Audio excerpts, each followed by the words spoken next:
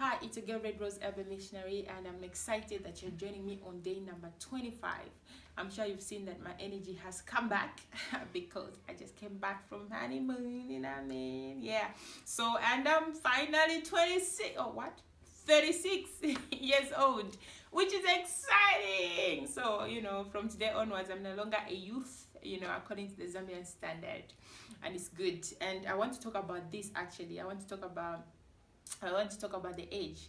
Like when I was growing up, I had an opportunity when I was 24 years old to travel, to the UK. And I remember that I enjoyed a lot of benefits because I was 24 years old. And in the UK, when you are 24 years old, I don't know about now, like you're entitled to is it like students privileges. So for example, on the tubes, you pay a certain amount, you don't pay the full fare and so on. And I remember even like when you're traveling around, like there's some sort of discounts that you get, and it was exciting because I was 24 and I was so excited because I got to enjoy those ones, and I obviously wasn't paying full fares and so on, and then when I came back to Zambia, I know youth is up to 35, but there are some opportunities. Most of the opportunities in Africa, they go up to 30. So when I was sort of growing, I started to get a bit worried that I was going to grow up and I was going to outgrow these opportunities, meaning that I wasn't going to qualify. In fact, I had an opportunity to travel. I had an opportunity. I was invited to the UK to go and,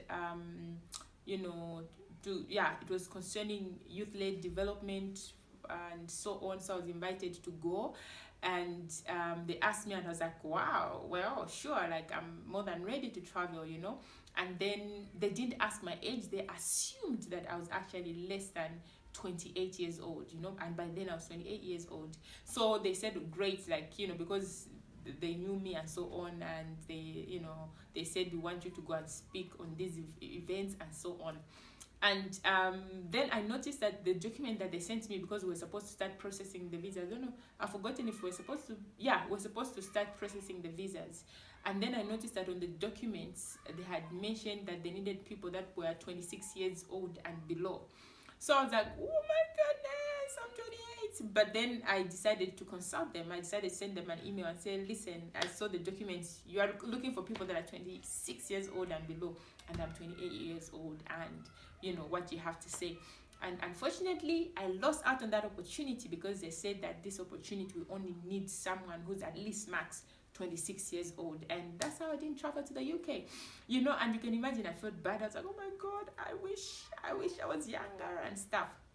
Moving on again, like I said, in Africa, most of the opportunities like scholarships and stuff, they're up to somewhere 30, unless now it has changed, and when I was 29 clocking 30, I became a bit worried. I was like, oh my goodness, and I don't get to apply for some opportunities, because I remember when I was younger, like I was just trying out stuff, and I had opportunities to travel for conferences and stuff. Yeah, so and then I remember, obviously, when I was almost headed towards 35 years old, I was super worried. I was like, oh my god, what is gonna happen? I was used to be a young person, then I won't be able to speak on behalf of the youth and so on. And I remember, for me, when I reached that place, I always go back to my author or my creator. And I remember going back to God and saying, God, like, I'm worried. I was real, I was like, God, I'm worried that I'll cease to be a young person. I told him about the opportunity that I missed out in the UK and so on.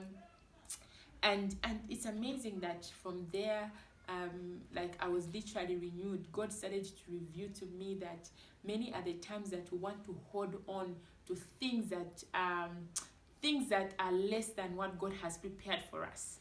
Let me break this down. Like obviously it's amazing to be a young person. I enjoyed my time as a youth. But look at this, beyond just enjoying that time, when you clock 36 like me, you'll be considered as an adult, obviously, But beyond that, it means that you're in a completely different dimension where you're able to start pouring out to a lot of people. You get it? So let me also say this, that I know that it's not, I know for some people, like age is nothing. They'll say me, I started pouring out when I was young and so on. which is great. That's what I used to do. But I think that reaching 36, I've realized that there's so much grace that God has put on me. Like, I started to feel it even before I clocked 36. The great responsibility, the grace that was available. Like, I've been able to do so much, you know what I mean? And I strongly believe that it's because of this dimension that I've entered, or this dimension that God was preparing. In fact, immediately I clocked 35, God started to minister to me in a very special way concerning what He expected from me, when I clocked 36. So I want to advise you out there, because I know, like, people have, obviously I've spoken to a lot of people have issues about their age. In fact, some people, they hide their ages, because they don't want to be seen as old. Some people, even 25, be like, it's old to them, and most of the times, like, people that are hiding their age, is like they're not really proud of a certain area of their lives. One. Number two, they're worried about the future. Let me break it down for you. Remember, I talked about how, for me, the second one was like, I was worried about the future. I was worried about the opportunities that I was going to miss out because of my age. But guess what? God obviously knew, and there are more actually opportunities here than there. You know what I mean? Because here I don't get to wait for people to create opportunities for me. I get to create opportunities for other people. Can you imagine that? I'm partnering with God. Anyways, let me go back to the other point. So the other point is, people are scared to talk about their age because people will look at them and consider them to have not literally achieved stuff that is considered success.